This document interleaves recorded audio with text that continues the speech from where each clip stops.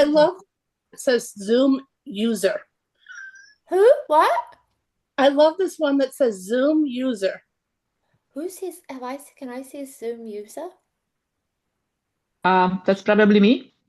Yes. Ah, it is you, Zoom user. That's so cute. How do you become a Zoom user? That's so cute, Michelle. I've never seen that before either. I agree. You are a Zoom user. I like that one. We'll wait for Grace. That's a did that just do it for you on your behalf? You need to Sorry? select your name Did it do in it the for you? login. Oh, hang on. Did you pick it or did they do it for you? Oh, It would have done it itself. yeah, You that's can what I change it think on too. login. Yeah, I agree. You can check, but also you can just change it by clicking on your name card, on the name, can't you? I'm pretty sure that's how you Uh, change it. You don't have to though. It's really cute that you're a Zoom user. I like it. I like it. Adorable. no. So, No, I'll but mute my us. name is Oh, Maria also, or Mia. You can choose Maria or Mia. Not see, just a Zoom user. Michelle, Maria is from, are you from the UK? I am in the UK, That's what I very thought. close to London. That's what I thought. So there you go. Michelle, there you go. She's even further away from us down under. Okay, so I'll mute everyone and I'll start. I do have PowerPoints just to make it real, well, not Power, well, yeah, whatever, a presentation. But what I want to start with actually is to be really clear that this is not a negative conversation about like the functional medicine world and the medical world. Like, I'm not starting a conversation of conflict or anything like that at all. So I just want you to all take a sigh and be like, okay, she's not going to pick on the medical world. We're not here for a rant about the medical world and whatever our experience has been of the medical world or anything negative. That is not the point of teaching this class tonight. Okay. So I just want to make that really clear. And a really good example of kind of the intention behind this call is I've had a decade of clients come to me with medical blood tests from their doctors saying, I've got all of these symptoms, but my doctors told me I'm fine and I'm within range. Okay. And that is the honest truth. What the doctors told them is true, that they are within range, but also the client's speaking their truth to say that they do still have symptoms. And so there's this confusion, even with blood work. My favorite thing in the whole entire world, this is like all your blood so you can possibly get tested. And so a client is left going, well, I've got symptoms, but my doctor's telling me I'm fine.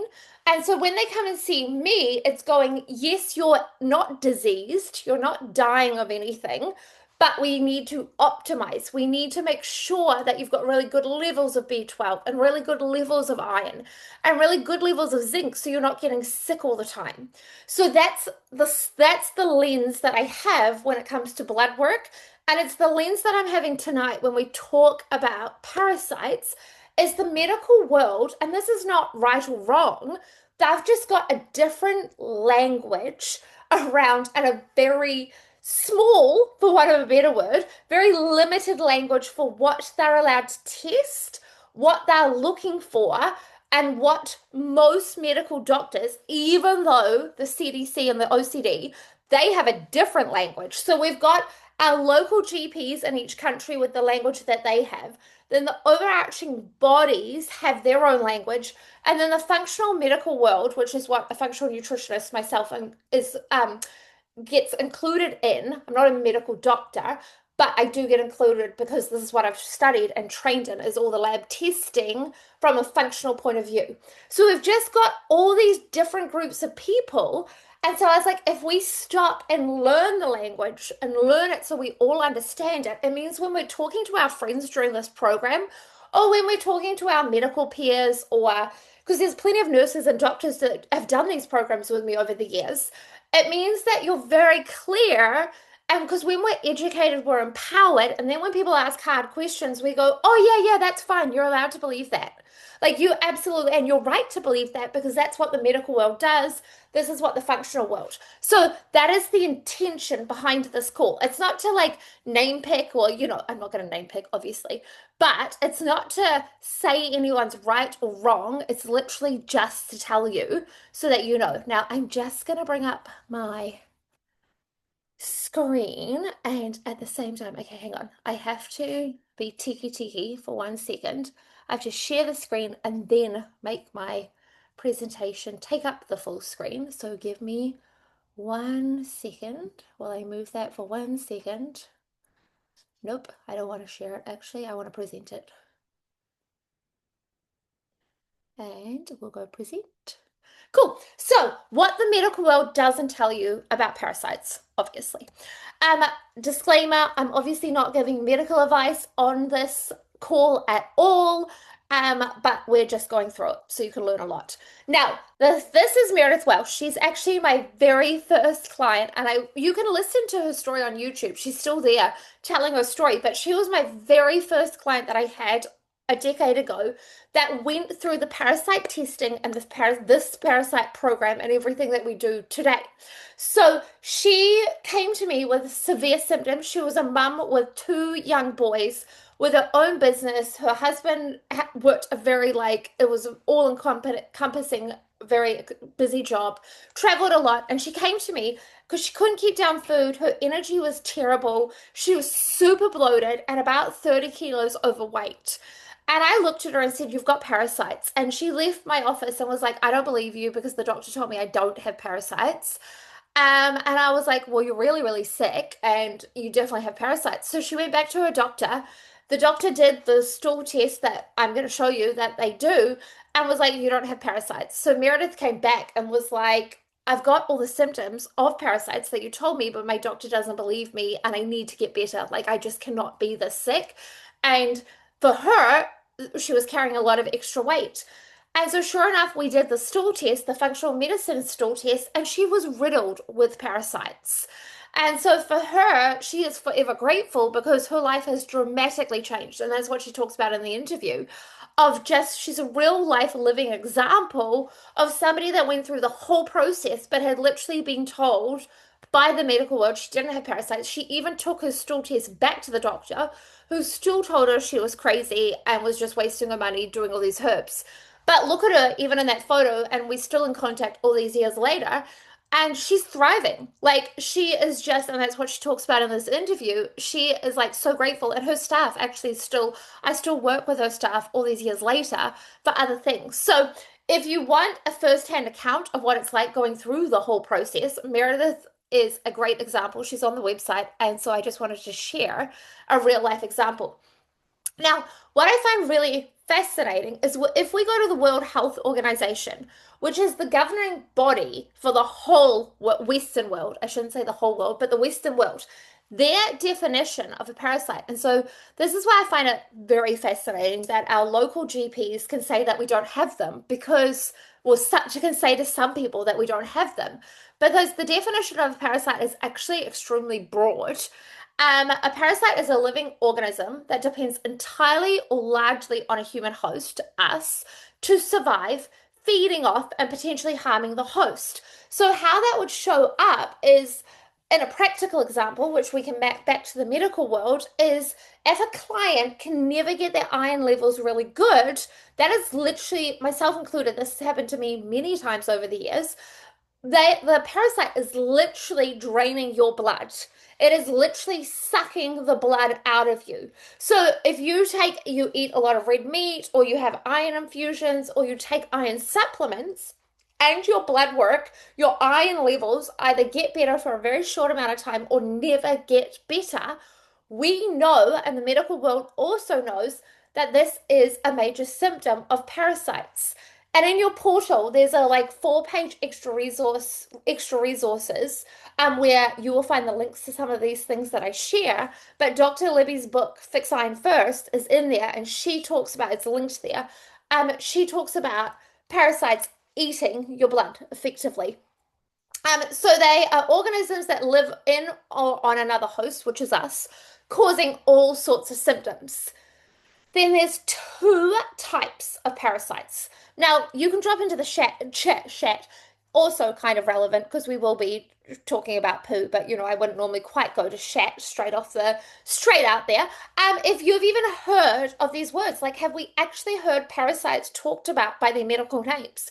Because when you go looking for protozoas and helminths, Sherilyn will probably say these words better than me, the medical definitions of them, you can actually find quite a lot of information about these parasites. So we talk about them as parasites, I talk about them as parasites as well.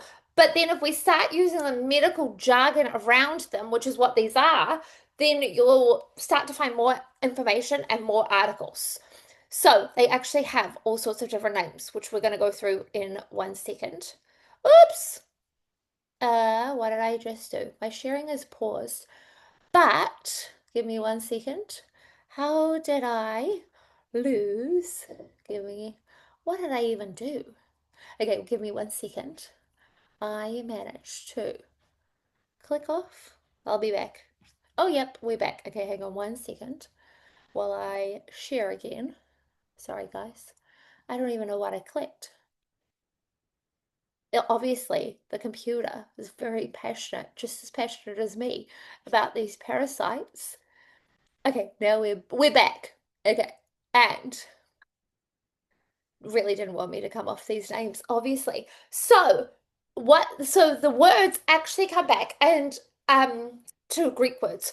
Proto, first, zoon, animal. So literally first animal. So read into it whatever you like, but really these parasites are the first animals, if you want to call that. Then helminthites, they're not worms. So they're not protozoas are not worms, which are helminthites. They're not fungi or bacteria, but they're their own group of microscopic parasites. Now, I'm telling you all this boring stuff to begin with. Okay, a lot of people know about worms. We know about tapeworms, especially if you have animals or you have children. So there's a lot of talk about worms. And so I just wanted to go through, like I said at the beginning, we're just going to go through a little bit of the science so that we can understand it. So protozoas are tiny one-celled. So they are tiny, tiny, tiny. Like often you can't even see them under the microscope, which actually brings a whole host of other problems in terms of people being able to believe them, see them, and understand what's happening. They only multiply inside of us. They can live in the intestines, the blood, or the tissues. Which also comes to another problem is a lot of people, and comment in the chat, I promise not to lose my page. I won't try and read the chat, but comment so I can read it later. Did you think, or do you still think, and there's no right or wrong with this, because most of my clients would think this, that parasites are only in your gut? Or do you realize that they can be anywhere and everywhere in our bodies, from the bloodstream to the tissues to the muscles to all sorts of things? Because a lot of people think that they're just in our guts, which also causes a lot of problems when you're actually talking to your medical doctor. Because once again, I'm not getting tempted to read the chat until I finish. Otherwise, I'm going to lose this slide again.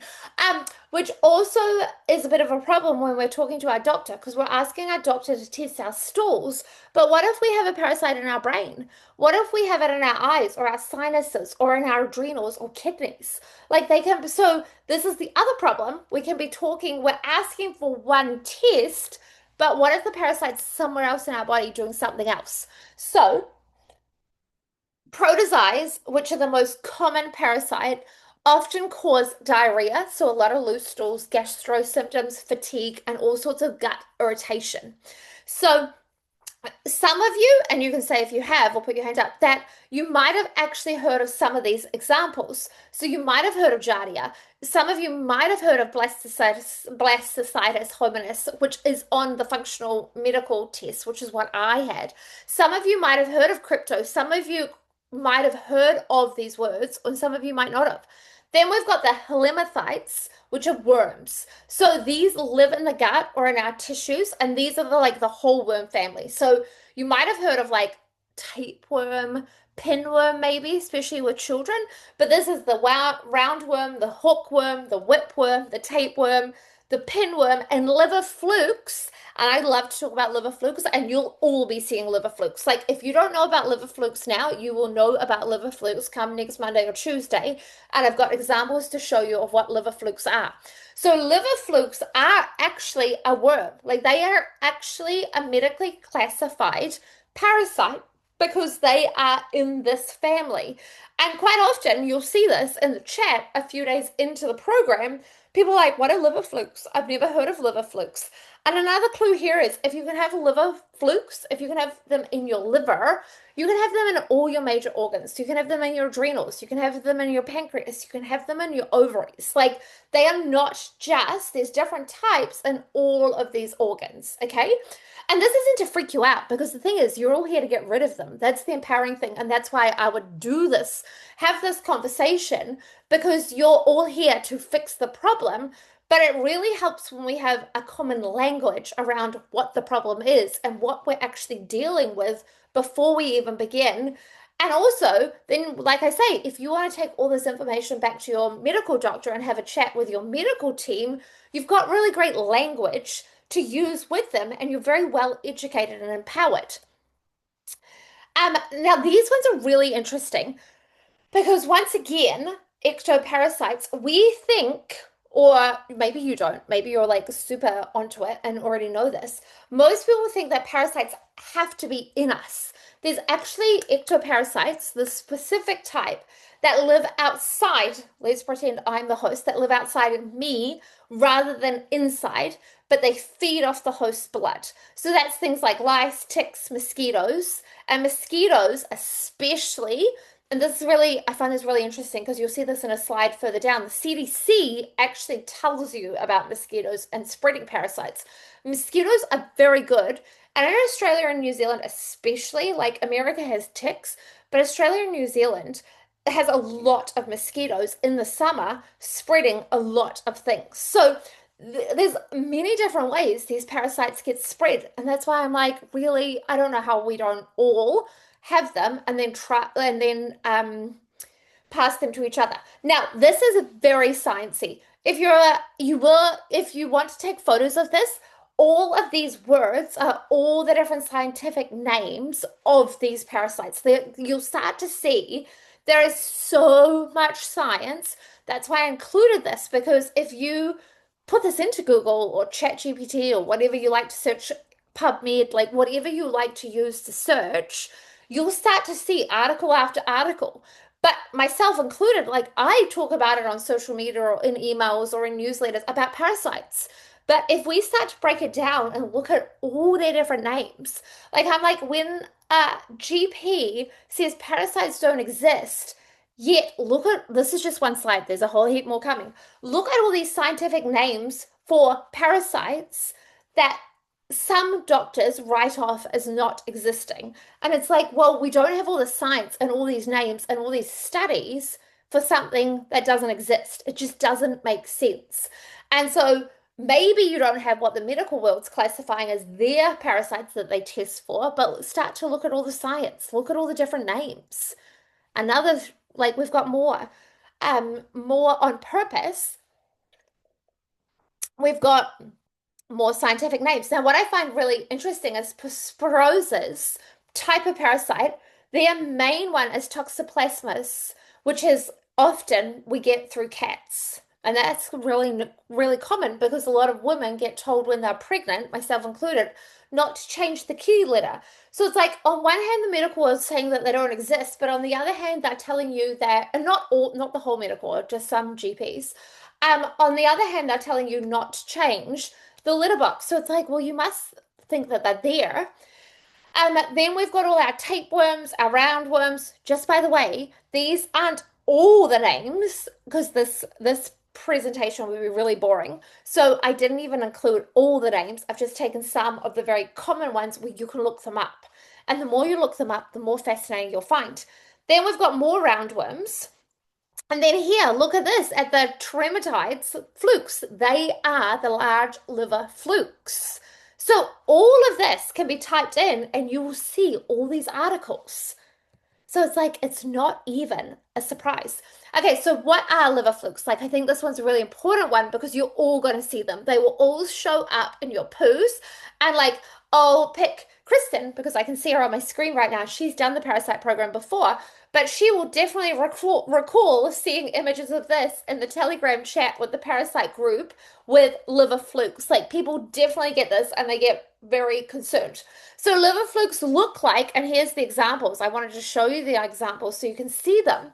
They look like tomato skins, sweet potato skins, mushrooms, chili flakes. Like, it can feel and it can feel really overwhelming being like, why is my stools water? When your stools look like water with these funny things, like flaky things in them, these are the liver flukes. Liver flukes are a type of parasite, but probably, unless you've done a parasite program with another practitioner before, you've probably never even heard of it. And if you look down here in the bottom left, my left, I've even referenced the CDC where they talk about liver flukes so you can actually read all this information. So like I say, most people, if you go to your GP and say, I've got liver flukes, I'm pulling out liver flukes, they'll be like, what are you even talking about? Yet the CDC, a regulatory body that informs people worldwide, they actually classify liver flukes and then have a whole bunch of articles and tell you what mayhem liver flukes are doing in your body. So it is pretty much guaranteed you're all going to see liver flukes over the 10-day challenge. Okay, like you've all got them in your body. The liver flukes are in your liver, they're in your bile, and they're in your bile duct. So they cause a lot of problems with your gallbladder. They cause a lot of problems with detoxification. They cause a lot of problems with like weight gain, stubborn weight, and they're a real hormone disruptor. So and it's not even made up. Like they 100% exist. These are real life photos from past parasite programs, just so you know. So these are actual clients. But once again, if you go on the CDC website, you'll see even more information. Okay, so now our next one. Oh, look! I hit on the CD website without meaning to. There you go. It does take you there. So there's a lot of information about look, can infect humans and cause liver and bile duct disease. I did that without meaning to. Here's hoping that I don't get caught on it again. Perfect. Oh gosh. Okay, give me one more second. We really want you to learn all about liver flukes, apparently. Okay, so then let me just go back to sharing for you. Give me 1 second. Oh, while I'm here, actually, before I go back to sharing the screen, I'll check. Only recently learned that they're everywhere. Yes, Michelle. Sophia, yes, they are basically everywhere. And you'll be very convinced. I'm reading that now. You'll be very convinced by the end of this presentation. I wasn't here to convince you initially when I set off writing the presentation. But you basically, once you learn about them, you'll be like, oh my gosh, how do we not have them? And also, though, how has it taken us so long, myself included, to by the time, I was in my late 20s to start not share, present, dealing with parasites because nobody had told me about them before. So most of the medical world generally doesn't acknowledge that parasites exist, and they've often told my clients that I'm woo-woo, I'm wacky, I'm weird. Any other functional medical professional is wacky and weird, and they're wasting their money.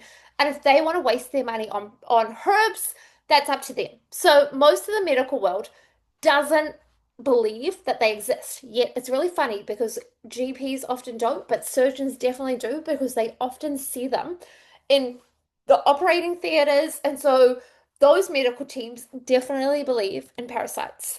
So if you can convince your doctor to do a stool test for you, and I say because when your doctor does it, you do get it funded in New Zealand and Australia. And that is like, these are the blood tests that a doctor can run. So if you do a stool test with your medical world and this medical doctor, and I'm just explaining the differences so you really understand, they do a 1-day stool test, and you'll see why that's a problem in a second. And they test for these 3 things. So in the medical world, in the GP medical system, this is what they believe exists. Now, most of you have probably heard before today about Giardia. It's often very well reported in the media, well talked about. These are historically very well talked about, very well spoken of. So when you talk to your doctor, they should, because this is what they get trained in, they should believe in these three, because these can also be like life or death. Like they can cause a lot of, well, they can basically kill you if they're left out of control. So the medical world definitely tests for these, and this is what they believe parasites are. So Giardia, it's a single cell protozoan parasite, which is what you saw at the beginning when we talked about worms and protozoans. It's often caught through drinking water. And so in New Zealand and Australia, where we are in nature a lot quite often, especially in our childhood, you can get it in your streams and untreated water. In third world countries, it gets talked about a lot, and that's when people get loose stools and vomiting, like they'll get very sick, because it's often caught through drinking water or through your vegetables not being cleaned properly or contaminated soil. So that's how we often get Giardia. It lives in our small intestines, and the symptoms are watery stools, basically. Lots of pain, lots of cramps, and extreme weight loss can be very common with Giardia. So that is a very common one that the medical world acknowledges.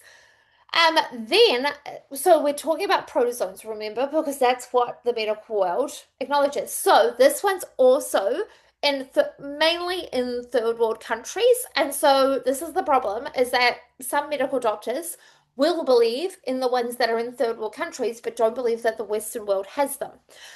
These ones, unlike the other ones, live in your large intestines. So already we've got different places in our body that we're starting to see these parasites live. And if the infection from them spreads, you can get really severe fevers. And so this is why doctors take this one very seriously, because you can die from the high fevers. Now, crypto, as it's often called, another protozoan. Now, the really fascinating thing about this one that I want to draw attention to is this gets spread in swimming pools, yet chlorine from a swimming pool does not kill off these parasites. So these ones can stay alive in a chlorinated swimming pool for up to 3 months. So you only need, I'm going to pick on little children, you only need a little child to go swimming with crypto in their body, and then that will stay in the water for 3 months, and they're chlorine resistant. Okay, so crypto is really common in the medical world as well. And this one really gets spread by water. Water is the main spreader of it. And the reason why food is why it's connected with food is when food's washed in water, in contaminated water, or animals drink the water with crypto in it, then they'll start to spread it as well. And so once again, this one lives in the large intestines, and this one really forms abscesses. So if a doctor's told you you've got an abscess, and this is where it gets confusing, because sometimes the medical world will use different language. So they won't say necessarily you've got a parasite, but then they go, oh, you've got an abscess. Where did that come from? So they'll sometimes diagnose you with the symptom, but not tell you how you got the symptom. And then you'll ask, well, how do I get rid of it? And they go, we don't know. These are huge generalizations. Not every single doctor does this, but I'm just giving you the big picture so that we start to understand where all the confusion comes from. Now, so these are all what's included in your blood request form for Australia and New Zealand. America does this too, slightly differences at times. But basically, there's the feces culture, which is what's in your poos. There's the fecal occult blood, which is looking for blood in your stool. It's used for bowel cancer screening, not parasites. So I'm just telling you when you see it on your blood test form. And then we've got Giardia and crypto, which is what I've just talked about. And Helicobacter pylori, that's the one for stomach ulcers or gastritis, not a parasite. So I'm just telling you in the stool test where we see it here, which is the microorganisms test, what each one's doing so that you're aware and you know.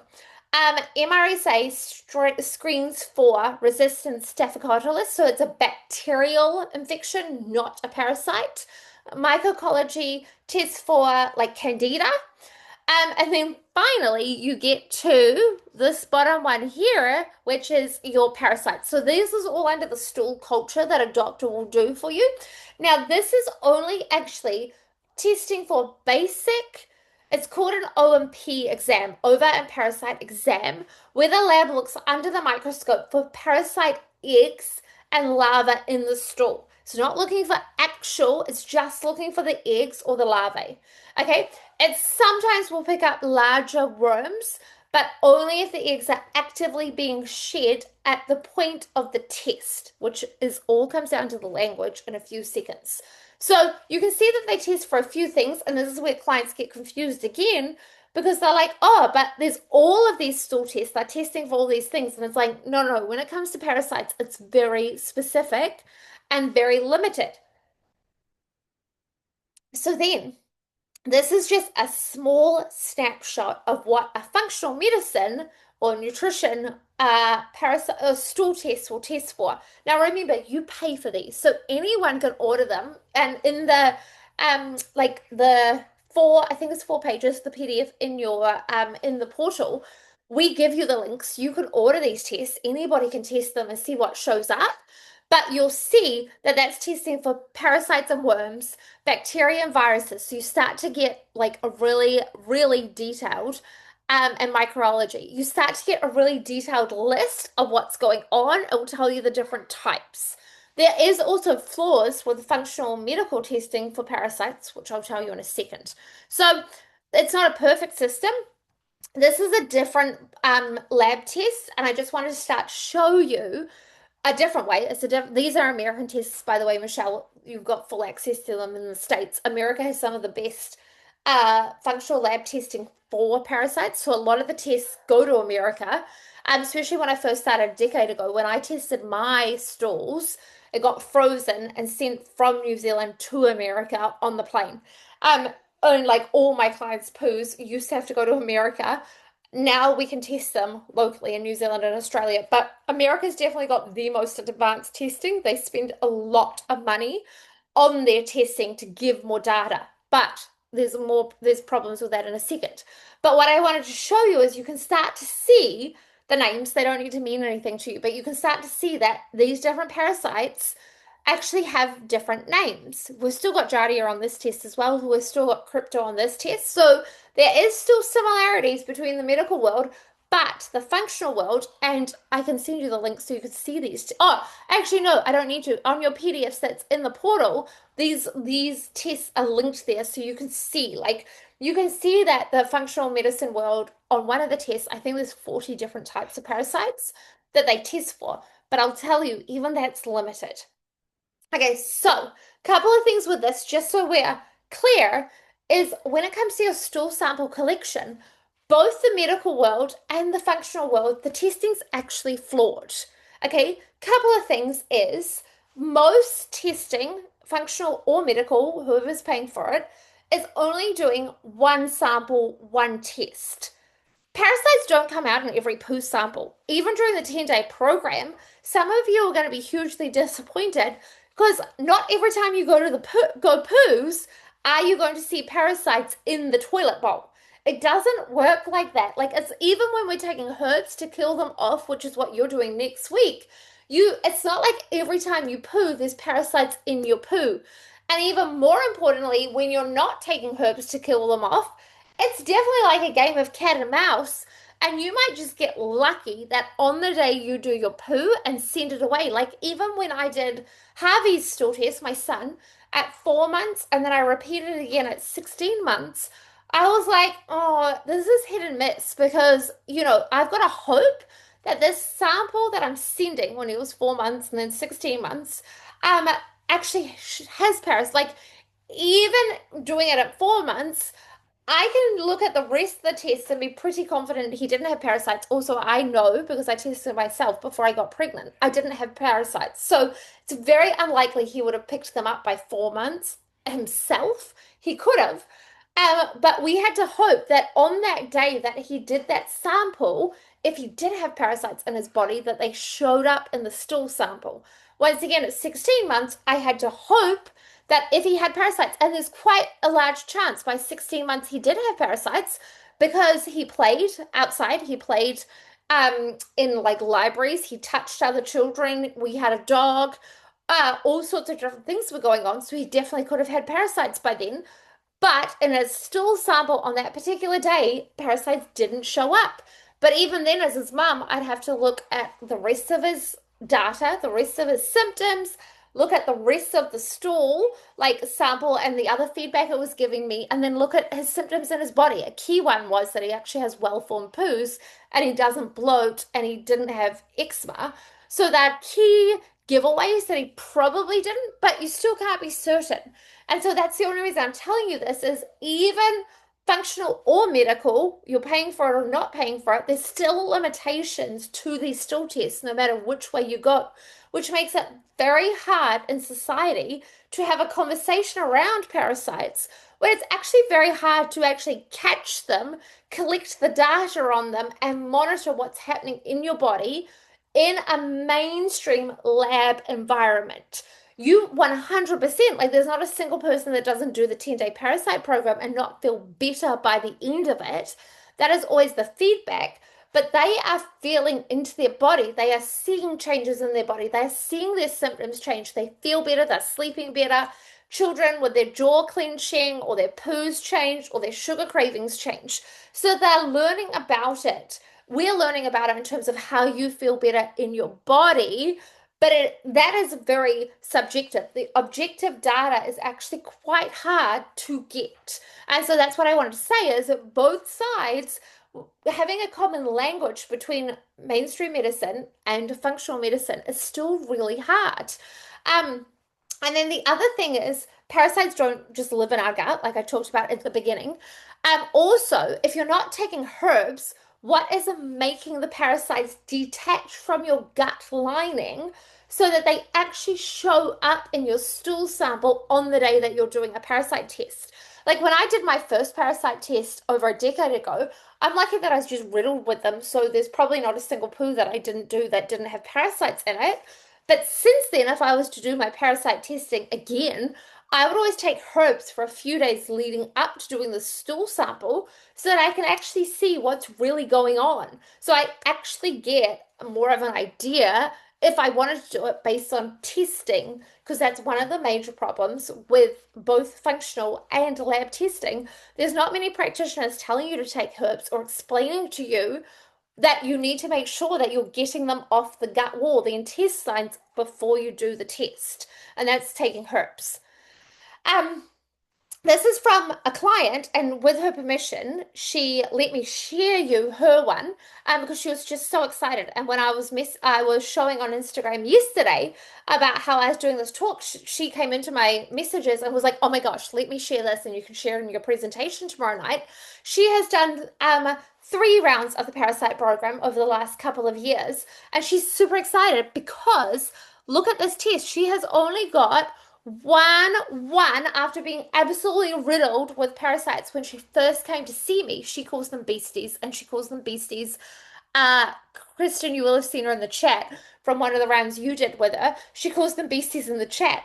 But she and all her symptoms have like phenomenally changed. Her life is so much better for it. She has only got this one right here. You'll see that red one. She's only got one type left. And this is a really good example of seeing like all the different types that could possibly be in your body. But it's very, very few clients. I've done this myself personally on my own body, but there's not many clients that do parasite testing at the beginning of a program. And again, repeatedly to check that these are leaving their bodies. So that's also what makes this conversation really hard and data really hard to come by to prove it. But even before she did this test, she knew she was getting better each time because she felt so much better in her body. And then finally, she wanted to do the test through Nutripath, which we give you the link for. She wanted to do the test to just check because she felt 98%, but she was like, am I 98% or like, am I done? So there you go. There's real live information from a real life client and a recent one sharing. And then another one that came in through my direct messages, and this is in the medical world. And like, so the surgeons, the nurses, a lot of people operating, like the operating teams, the can what's the ones that knock you out at the beginning? Anesthetists, sorry, anesthetists. They'll often talk about seeing parasites in the human body during these surgeries. So another message I get, my messages are really fun. Now, I really like this story, call me gross, because it's quite recent, 2023. And this Australian woman, like this one, we've literally got the brain surgeon was doing the brain operation and literally pulled out, I'll show you this, an 8 centimeter, look at it here in the sample.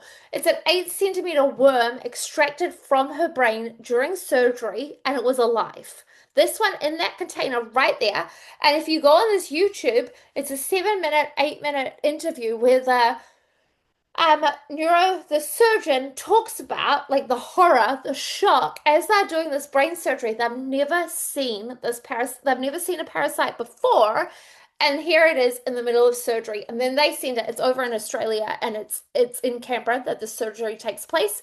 So the lab is literally, apparently, I only know because I listened to the interview, not very far from where the hospital was, and so they literally walk it to the lab or whatever happens. But it's just fascinating because like we can be told parasites don't exist, but we've got real life data of real life medical professionals pulling them out during surgeries. Like imagine this one coming out your brain. Now, this isn't the only one. In New York, in the New York Times, mainstream media again, there was an article a few years ago about an American woman, same thing, during brain surgery, poof, next minute, the parasite was extracted from the brain. So parasites are definitely in your brain. They can, well, actually, sorry, not everyone's brains, but they can be in your brain. They can cause a lot of brain fog. They can be the cause for some people of dementia, Alzheimer's, like any degenerative diseases in the brain can be caused by parasites. So when a lot of people say at the end of the parasite program, they feel like their brain fog's gone, their focus is better, they have better mental clarity, you're not making it up. We've got real life examples of surgeons seeing and pulling out parasites. So it's kind of pretty cool, I think. Maybe gross, but cool at the same time. Okay, so these are all the different places that parasites can be in your body. So if we are only testing in the functional world and in the medical world, if we're only testing in our guts via our stool sample, it's actually a bit of a problem because how do we create this conversation between the two different worlds so that you, at the end of the day, you as the client, the patient, depending on which world you're in, actually gets the help and the support and the knowledge and the education that you need to really look after your body. So for me, that's what I'm really passionate about is like, I'm like, we need to have these conversations. The more we talk about it, the more people will realize and realize that there's so much more. Well, it's really quite common in the 10-day program. We see this almost every round, and there'll be clients here tonight that have been in the other programs that have definitely seen it. Denicia, you were in the last round, and Kristen, when some came out the eyes, so some people had parasites come out the eyes. You can also Google that. There's a lot of ones on Google where you'll see them in the eyes. Yeah, some of them are quite gross. So yeah, but joints is a big one. Respiratory system. So a lot of people see it with their sinuses, their nose, but also through coughing, chest.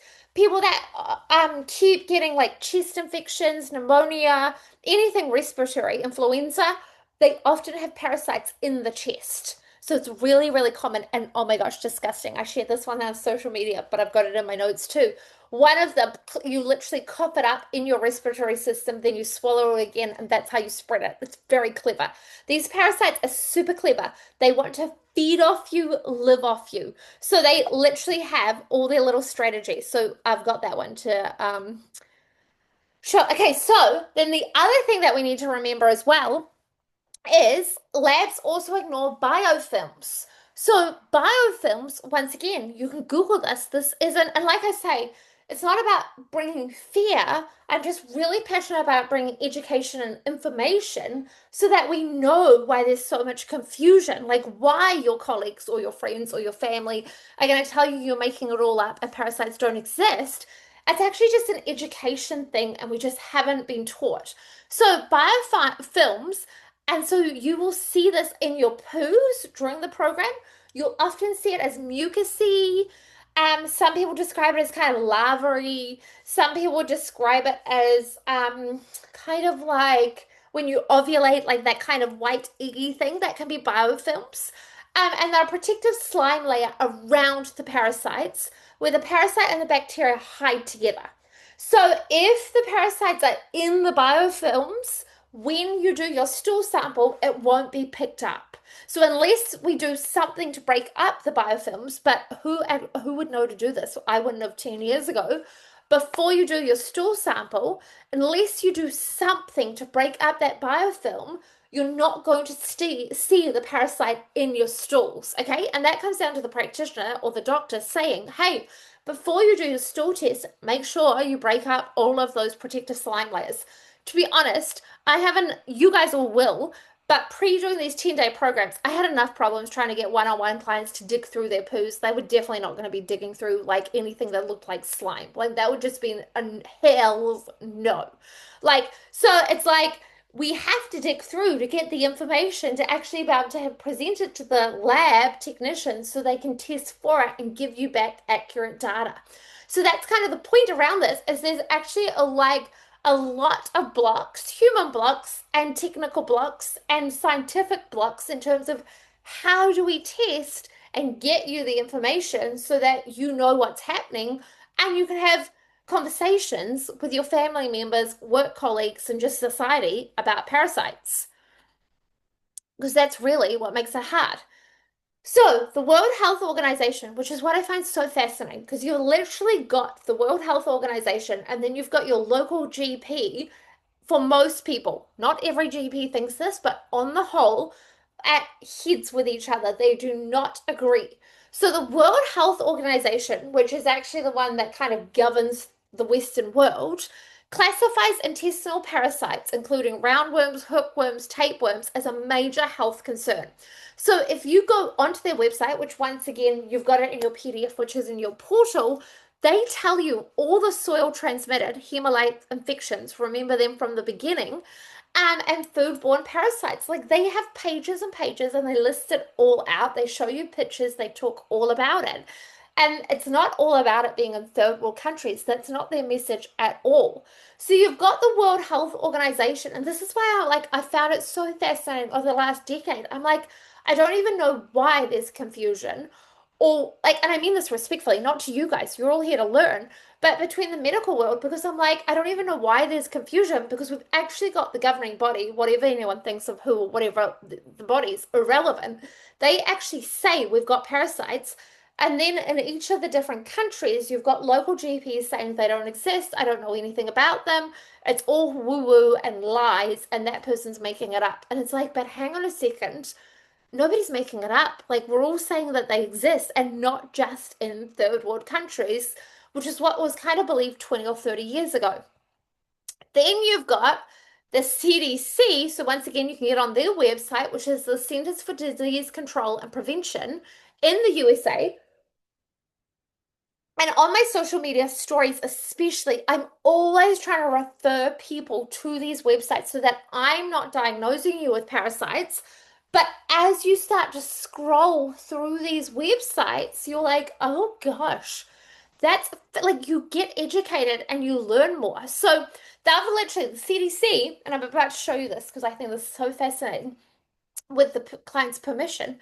The CDC has an A to Z literally glossary, appendix, whatever word you want to use for it, of all the different parasites. Once again, I'm not making this up. I'm not even giving you like my own data. I'm literally just taking it off these American organizations and associations that dictate and have provided all the evidence and all the research. So this isn't even me, Shelley. This is literally the world saying these things. So I find this really fascinating because I posted this on social media, and you'll see in a second to break up all the medicine, on all the words, what happens. So a parasite, once again, the CDC defines it as the same thing, a living thing that lives on or inside another organism, humans. In this case, I'm showing you about the lymphatic filariasis, this type of parasite. It's a worm on purpose. So it causes severe swelling in the legs or other parts of the body. You get it from a bite of an infectious mosquito, and the best way to prevent it is to avoid mosquitoes. Well, I'm never going to avoid mosquitoes because I spend most of my summer in the bush outside at the beach eating dinner outside. So it's very likely I'm going to get bitten by a mosquito, and same for most people. So I posted about this on my stories, and look what happened. I had a very sick client. I had this is Georgia. Once again, I asked her to share this. So Georgia heard about me somehow, but the first time, I don't, at the beginning of this year, and then in February, she joined the Parasite program for the first time. So this is her chatting to me, which I've asked her to if I was allowed to share, and she said that's absolutely no problem. So she lets me know that she's been medically diagnosed with lymphedema before she does the program, the Parasite program, and she says to me, "Do you think it will make a difference on my lymphedema?" Now, I know about this particular parasite that sits in your lymphatic system. And I said, look, and at this point, she hadn't made this connection. I said, I can't guarantee anything, but I do know you'll experience better brain fog. Like you'll get rid of your brain fog. You'll get more energy. You'll sleep better. Her son also had parasites, and she was seeing them in his poos, in his nappies. So we knew her son had parasites. So she was definitely going to have parasites. Whether I was going to fix her lymphedema or not, we didn't know.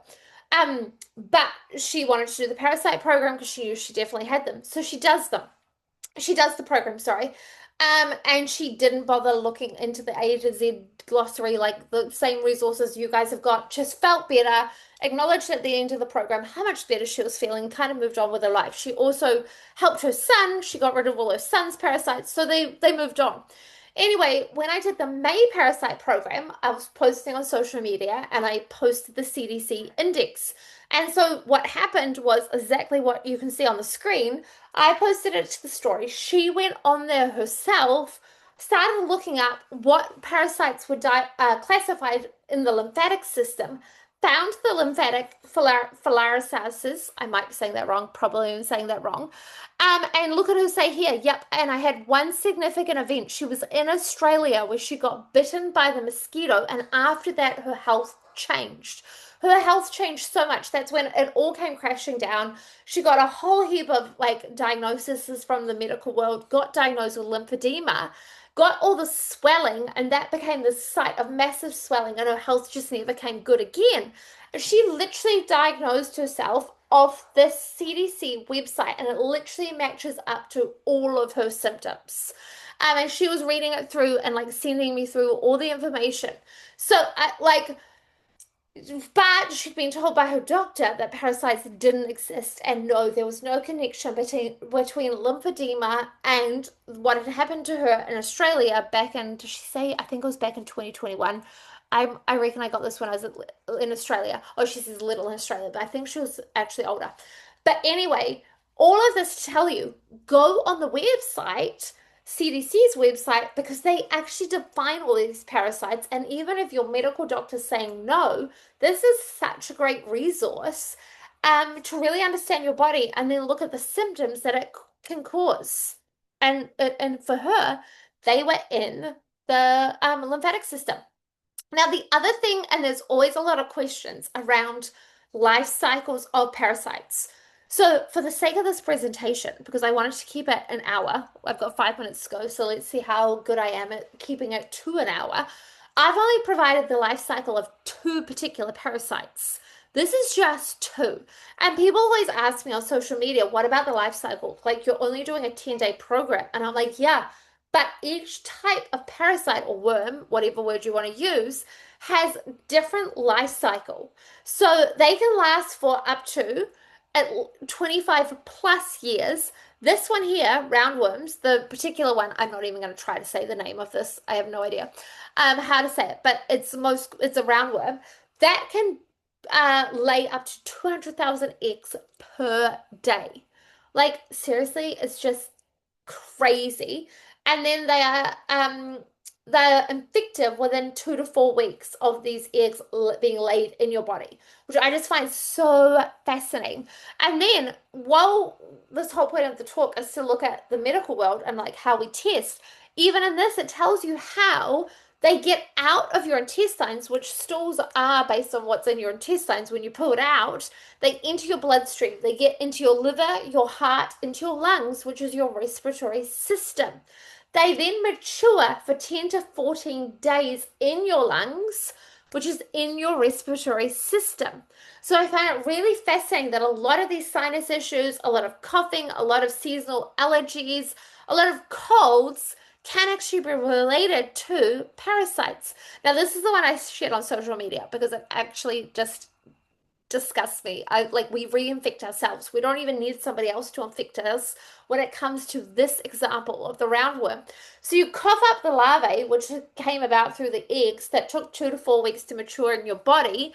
And then as soon as you swallow it, so you cough it up and then you swallow it, which is probably when people are like, and you hear them like clearing things, or they're literally like coughing. Then when you swallow it again, especially if you're trying to be polite during a cold, you're at work, you don't want to like cough up the phlegm, spit out the phlegm. And so that's why in the parasite program, anytime I'm getting you to do oral rinses, I don't want you ever. People say to me, oh, it's a waste of the herbs. I'm like, no, it's not a waste of the herbs. So do not, if you're doing an oral rinse, do not now swallow that oral rinse because whatever you've half killed off or whatever you've brought up in your body, we want it out. You want to spit that out. Like you do not want to swallow it again.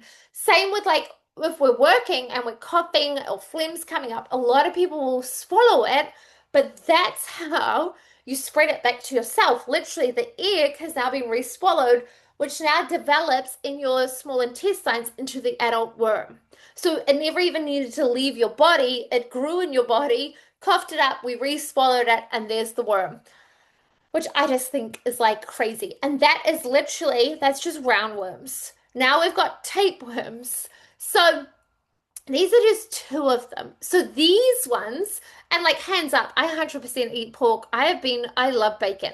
Like I have talked about this for years that I eat bacon. I am not perfect. I never pretend to be perfect in terms of like, I like bacon. I definitely eat foods, hence why I regularly do parasite cleanses because I 100% eat foods that I'm infecting myself with parasites because I wholeheartedly believe that health is about education, empowerment, making informed decisions, not living a restricted life. I eat bacon knowing there's a high chance I'm giving myself parasites, and then I do parasite cleanses to make up for the joy I like in eating bacon. Plenty of other people won't eat bacon because they don't want to do a parasite program. We all get to do us. I just believe that my job is to educate and empower and give you informed information so you make an informed decision. When you're eating your pork or your bacon, you're probably going to be getting some sort of tapeworm. And so this is the life cycle of the tapeworm, which you can read there. It's the eggs get contaminated in the soil, food, or water.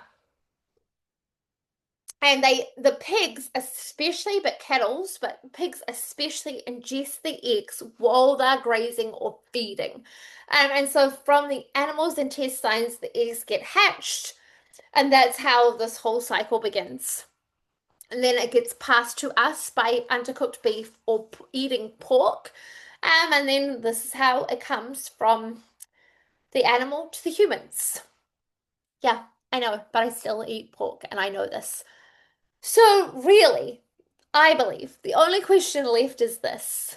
How do we get parasites if we live in the West? Here we go. How we get the parasites living in the West is through food. In the West. We don't even need to be in a third world country. I'm talking about Western food at this point. We can get parasites from undercooked raw meat, especially from seafood. Sushi is a major cause of parasites, so is deli meats. Now, what I find really fascinating about this is all the food that the medical world removes from a pregnant woman's diet. Pregnant women get told not to eat these foods, yet the rest of us are allowed to eat these foods. So I just find it very fascinating that we have rules for pregnant women, which I'm all for. Like, I do not want pregnant women getting parasites, But I'm like, why do we have these rules for pregnant women? So we believe that there's parasites in these foods when you're pregnant, but all of a sudden you're not pregnant anymore, so they just disappear. Like, you know? But I'm all for protecting the unborn baby. Absolutely. We also get it from our water. We 100% get it from our pets and animals. So I remember a client a few years ago, she couldn't get rid of the parasites. She'd do all these, she was working with me one-on-one, would do all these parasite programs, and we could never ever get, she still would have this last bit of bloating, and her stool test would never be perfect. And she had dogs, and I was like, where do your dogs sleep? And she was like, I stopped them sleeping on the bed at night when I first started working with you, and you told me not to. However, she didn't work from home. She left her house every day to go to work. And I said, well, when you get home in the evening, where are your dogs sitting? Of course, they were sitting on the bed. Like they'd done that for a decade before their mum, their dog mum, started working with me. So, of course, yes, she'd stopped them doing it in the evenings. But those animals, those dogs, would still have the parasites spreading through the linen, through the duvets, through all the things, because she also wasn't washing her sheets or duvets every day, nor did I expect her to. But I'm like, that's why you can't get rid of them because your dogs still have them and you've still got your dogs on the bed. We often, as much as I love grounding and I love earthing, and I definitely let my son run around barefoot all the time. This is why I wouldn't be surprised if he has parasites now, because he's always in the garden, he's always at the park, barefoot. We pick them up through the soil. If you're come into contact with the grass at the park where a dog goes toilet or a cat goes to the toilet, the parasite's there. Remember, most of these parasites can live from like a month to 3 months, if not longer, depending on the type, outside of a host. So they can last for a very long time. We obviously get parasites traveling, absolutely. We spread it person to person, definitely children to parents, 100%, and they often pick them up at schools, daycares, libraries, just living in society. And then in terms of adults, sex is a major one in terms of passing it from one to another. But even if you never have sex, but you share the bed with somebody, just sharing your bedding, they can crawl. And that's the whole thing about when people talk about parasite, like full moon cleanses and parasite programs, they become more active at a full moon. There is no denying that, which means also if they come out during a full moon into your bedding and you share the bed with somebody, they go looking for a new host. So they are always traveling to a new host to be looked after. And then you've got things like door handles and shopping carts and playgrounds and all the rest. So this is why I literally do not come from a fear-mongering place. I just don't really understand how we can't agree as a society, basically, that probably basically 98 to 90% of the population has parasites. And if we all got rid of them, we'd get rid of a whole bunch of symptoms, and we'd all feel better off for it. So personally, I think it's safe to say when we go to the doctors and they are operating with limited information, so they tell you parasites don't exist and it's all made up. It's far from the truth. A more accurate statement would be our GPs test for certain parasites, and testing in the medical world is very limited. The test relies on parasites being seen in your poo on that specific day, right? So that it has to be in your poo on that specific date of the test for, and those specific, mainly those three types of parasites that the medical world tests for, all of those conditions need to be met for the medical world to say that you have parasites, and the medical world, our GP medical world, on the whole, for them to say that parasites exist. So I think it's a very flawed system and very flawed information that the medical world has to work with. So I don't think it's a he said, she said thing, but I think when we take a step back and we look at the data and the information that the medical world actually has to make this diagnosis of you or to tell you that you've got parasites, I think it's very limited. So once again, I hope I haven't freaked anyone out. I hope nobody feels. You can tell me what's the top one thing that you've taken away from tonight's presentation. Yeah, I don't now, Sophia, with this extra information, Can you see why that they found nothing and it dies on the parasite cleanse? How would our body remove it? Great question. And we look at that in terms of during the actual program. You can flush it into your lymphatic system because your lymphatic system, you can flush it into your ears, eyes, nose, or brain, ears, eyes, nose, or mouth, your blood system, your poos, it all move, like you can move it through your body in many different ways. But yeah, if a human body terrain is optimal just because it's exposed to parasites doesn't mean it will store them, or can they pass through?